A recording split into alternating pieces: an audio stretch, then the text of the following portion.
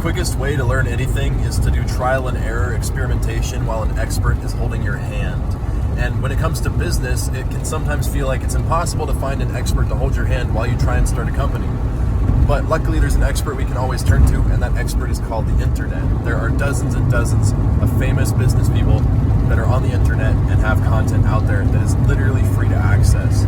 Now, there's also a bunch of internet famous people out there that say they do business, but are actually not business people. They just want to sell a course and things like that. So it's important to make sure that whoever you take advice from can actually back up what they say. Now, with that said, I think there are three main ways that people waste time with regards to entrepreneurship in the internet. The first way is that they don't actually do something. Entrepreneurship is trying something. It is not watching entrepreneurship TikToks. Sure, those are a great way to get inspired, but they're not a great way to make money. You need to actually try things in the real world if you want to make money in a venture, and watching content is not the way to do that. There's a time and place for watching content, and that leads me to my second point. People waste time by watching content that is not directly relevant to a problem they're currently facing.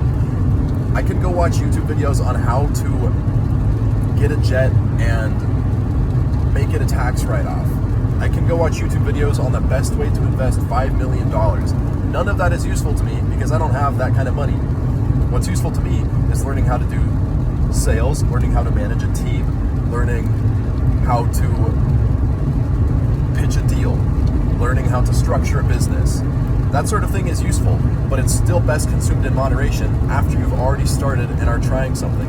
There's no reason to be watching content that's not directly relevant to a problem that you're currently facing in your business. The best way to do it and simulate that expert hand-holding experience is to go try something, encounter a problem, and then consult the internet to figure out how to solve that problem. This leads me into point number 3 of how people waste time, because the method of consulting the internet to solve your problem generally doesn't have to be that one-on-one.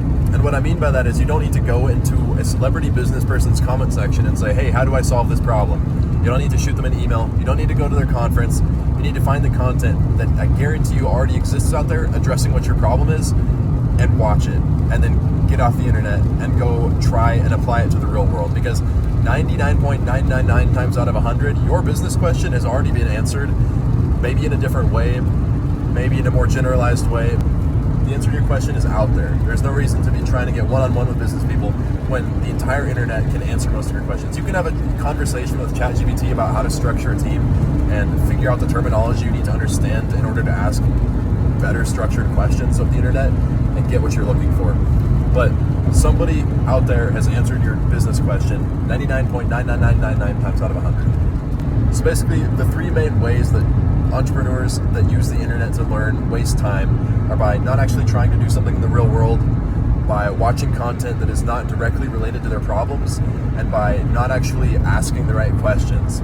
By trying to essentially get one-on-one tutoring from online business celebrities when the answer to their questions already exists online. I'm guilty of all three of these, and there's no reason anybody should be taking my advice because I cannot demonstrate that I'm a successful entrepreneur. I'm just throwing my 2 cents out there because I think that I'm right.